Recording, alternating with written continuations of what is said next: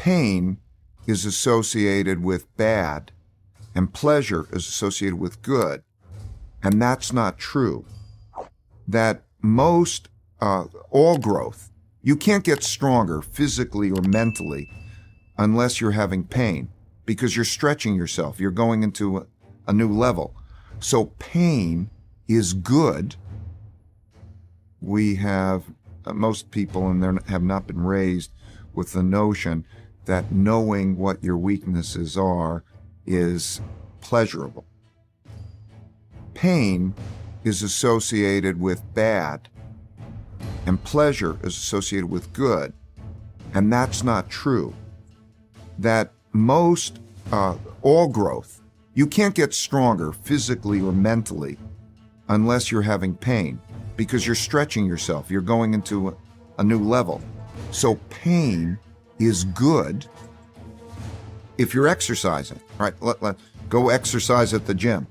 It starts off painful, but as you start to get going with it and you start to see the benefits of it, and you start to change your brain physiology in terms of what actually determines whether it's painful or not, it becomes pleasurable. So a behavior modification usually takes place over about 18 months of doing something. And so you start to get into an environment where it's pleasurable. So you have goals. And then what happens is you're going after your goals and you encounter your problems. Okay, so encountering problems. And then the big difference between people is how they approach those problems. People who get bummed out by the problems don't learn from them. Who learns from them? So those who recognize that problems are exciting, that they get into those problems or mistakes. Mistakes are learning experience. The pain that comes from that mistake. Every time you have pain, it's an indication that something's at odds.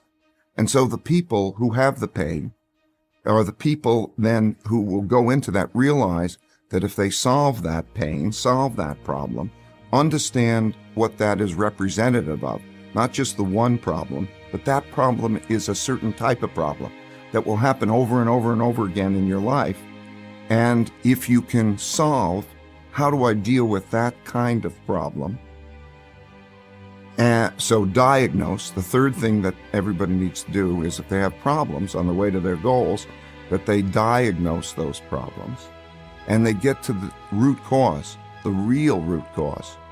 The real root cause is typically what people are like. Can you go to what you're like? Can you go to your mistakes? Can you go to your weaknesses? Right? Can you go to other people's mistakes and weaknesses? Some people, because of an ego barrier, can't do that. And so if they don't recognize their own mistakes, their own weaknesses, or others' mistakes and weaknesses, what the root cause being what they're like because of ego barriers, if they can't go there, they're going to repeat those mistakes. They're going to have them over and over again. So it's the process essentially of saying at that stage, what am I like? Everybody has strengths and everybody has weaknesses. The weaknesses are the other side of the strengths. So let's say if you're a right-brained, creative person, you may not be reliable because just the way you think necessitates you to think a certain way. That means you can't think in another way.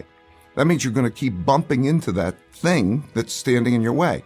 But unless you can embrace, I'm not reliable, right, and deal with it, you won't get around it. It's still going to continue to be a barrier, right? So the diagnosis to the root cause is important. So then, if you diagnose it, then you have to design what are you going to do about it that works.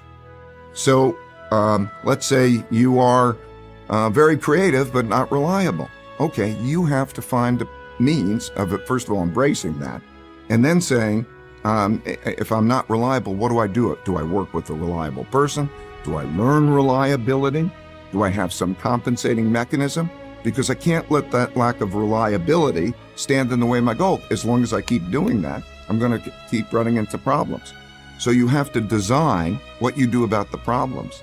And then when you're designing what you do about the problems, then you have to follow it through. So you have to follow through or do the thing you designed. And the doing the thing you designed requires self-discipline and so on. So people have to do those things in order to be successful, right? They have to know what their goals are. They will encounter their problems. They have to diagnose those problems down to the root cause, the real root cause. They have to design ways to get around them. And then they have to have the self-discipline to follow that. And it's a continuous iterative process. So that's what we keep doing, right? So you're going in that direction.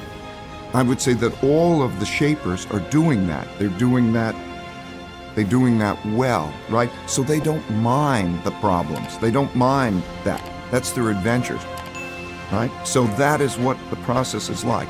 Fail, learn, move forward, and constantly do that because you're cutting edge. So that's a different kind of approach to life, right? It's a different way of being.